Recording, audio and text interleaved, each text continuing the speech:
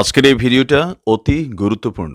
দেখা মাত্র প্রত্যেকটা বাংলাদেশী নাগরিক এটা ভিডিওটা শেয়ার করে দিবেন, কারণ আমি যে তথ্যগুলো দিচ্ছি। বন্ধুরা, আশা করি সবাই ভালো আছেন। চলে এলাম সান্ধ্যকালীন এই আড্ডায় বাংলাদেশ নিয়ে কিছু খবরাখবর আপনাদেরকে দিতে। আপনারা জানেন 2024-এর জুন জুলাই থেকে বাংলাদেশ কিন্তু উত্তাল। তারপরে 5ই আগস্ট 2024-এর শেখ হাসিনা চলে এলেন ভারতে।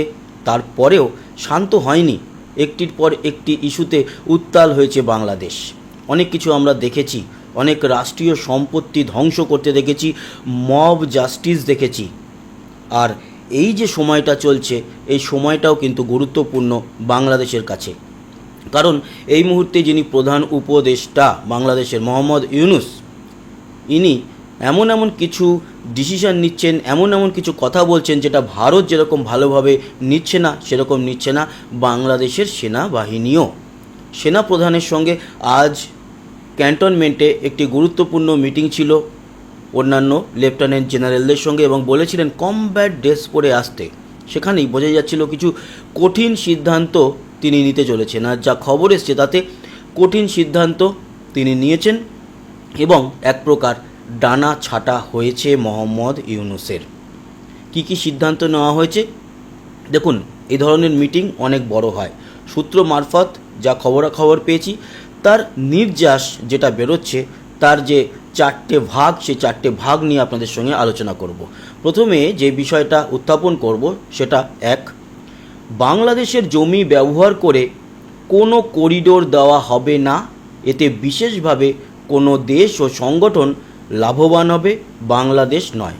সেনাপ্রধান এই মতাদর্শে বিশ্বাসী যে অন্য কোনো দেশকে লাভ দিতে গিয়ে আমরা করিডোর দেব না। আচ্ছা, করিডোর প্রসঙ্গ অনেকেই জানেন, যারা জানেন না তাদের বলে দিই এই করিডোর প্রসঙ্গ কেন আসছে। কিছুদিন আগে এই যে রাখাইনের সঙ্গে বাংলাদেশের চট্টগ্রাম অঞ্চলের যে বর্ডার, সেই বর্ডারে বিদেশি কিছু চাপের কাছে বাংলাদেশের এই যে ইউনূস গভর্নমেন্ট, তারা মেনে নেয় যে রাখাইনের আরাকান আর্মিদেরকে একটি করিডোর দেওয়া হবে এবং সেই করিডোর থেকে বিভিন্ন রকম খাবার দাবার, বস্ত্র, আর্থিক সাহায্য এগুলো যাবে। কিন্তু সেই মানবিক করিডোর যে অমানবিক হবে, সেটা আমরা যেরকম ভারতবাসীরাও আন্দাজ করেছিলাম, সেরকম বেশ কিছু বাংলাদেশের মানুষ এবং অবশ্যই সেনাবাহিনী বা সেনাপ্রধান লেফটেন্যান্ট জেনারেল তারাও বুঝেছিলেন যে মানবিক করিডোরের নামে এখানে আমেরিকা অস্ত্র পাচার করবে। তাই সেনাপ্রধান সহ সেনাবাহিনীর ম্যাক্সিমাম লোকজনই এর বিপরীতে ছিলেন এবং আজকের মিটিং থেকেও সেটাই এসছে যে কোনো করিডোর দেওয়া যাবে না। তার মানে এক প্রকার আমেরিকা যেইভাবে ইউনূসকে দিয়ে এই কাজটা করাতে চেয়েছিল এবং রাখাইনে তারা প্রবেশ করতে চেয়েছিল বাংলাদেশের মাধ্যমে, সেটা কিন্তু সেনাপ্রধান বন্ধ করে দিচ্ছে বা সেনাবাহিনী বাংলাদেশের সেটা মেনে নিচ্ছে না। এবং আপনাদের জানিয়ে রাখি, গতকালকেও বা পরশু আমাদের ভারতের যিনি এনএসএ অজিত ডোভাল, ওনার সঙ্গেও সেনাপ্রধান জেনারেল ওয়াকারুজ্জামানের কথোপকথন হয়েছে ওভার দ্য ফোন। সেখানেও কিন্তু এই বিষয়গুলো নিয়ে আলোচনা হয়েছে। তাই এই মুহূর্তে দাঁড়িয়েও বলতে পারি রাখাইন অঞ্চলের করিডোর আপাতত হচ্ছে না এবং বেশ কিছু মানুষ যারা প্রতিবাদ করেছিলেন তারা সফল, সেটাই ধরে নেওয়া যেতে পারে। এখানেই শুধু নয়, সবথেকে গুরুত্বপূর্ণ ব্যাপার যেটা, সেটা আসছি এবার। দেশের জন্য গুরুত্বপূর্ণ সিদ্ধান্ত নিতে পারে একমাত্র নির্বাচিত সরকার, এই কথাটা খুব গুরুত্বপূর্ণ। তার মানে এই যে চট্টগ্রামকে দিয়ে দেবে অন্য বিদেশি সংস্থার হাতে, তারপরে বাংলাদেশের জমি ব্যবহার করে রাখাইনে আরাকান আর্মিদেরকে করিডোর দিয়ে দেবে, এই ধরনের কোনো গুরুত্বপূর্ণ, যার মধ্যে দেশের জমি জড়িয়ে রয়েছে, দেশের স্বার্থ সার্বভৌমত্ব জড়িয়ে রয়েছে, এই ধরনের সিদ্ধান্ত বা গুরুত্বপূর্ণ সিদ্ধান্ত নিতে পারে একমাত্র নির্বাচিত সরকার। কোনো অনির্বাচিত সরকারের এখতিয়ারে এটা পড়ে না। এটা খুব কড়াভাবে মোহাম্মদ ইউনূসের উপরে আঙুল তুলে বলা হয়েছে যে তুমি অনির্বাচিত সরকার, তোমার এখতিয়ারে পড়ে না এই করিডোর দেওয়া, সে মানবিকই হোক আর অমানবিকই হোক, আর চট্টগ্রাম বন্দর তুলে দেওয়া, এছাড়াও অনেক কথা যেগুলো বলা হয়নি সেগুলোও হয়তো তার মধ্যে ছিল।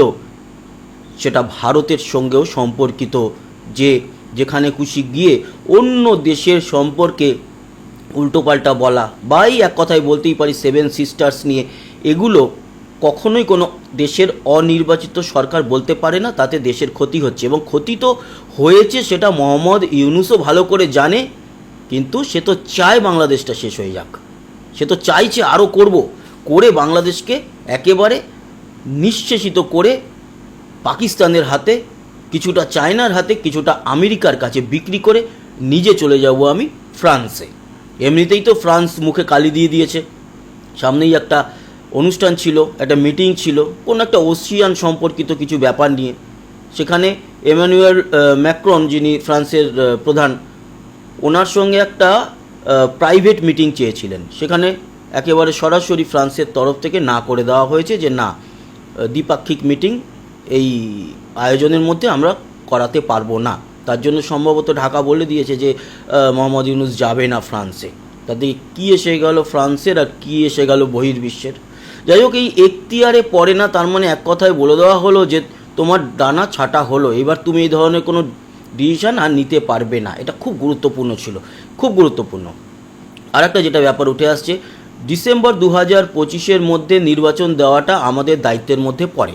সেনাপ্রধানের কথা কেন পড়ে, তার কারণ উনি প্রথম থেকেই এটা বলে আসছিলেন, এবং ইনক্লুসিভ নির্বাচনের কথাও বলেছিলেন। তার মানে এই যে কয়েকদিন আগে যেই সময়টা আমাদের ভারতের সঙ্গে পাকিস্তানের 10 তারিখই সম্ভবত একটা কনফ্লিক্ট চলছিল, গোলাগুলি চলছিল, ড্রোন মিসাইল হানা এসব চলছিল, সেই সময় আওয়ামী লীগকেও কিন্তু বাংলাদেশে তখন মোহাম্মদ ইউনূস এবং তার যারা বাহিনী চেলাচামুন্ডা, তারা ভেবেছিল যে পাকিস্তান বোধহয়, আর ফেক নিউজ আসছিল খবরে, 5টা রাফেল জেট ধ্বংস হয়েছে, এই হয়েছে ওই হয়েছে, ভারতের অর্ধেক 70% ইলেকট্রিক ডাউন হয়ে গেছে, তারপর একেবারে ধ্বংস হয়ে গেছে।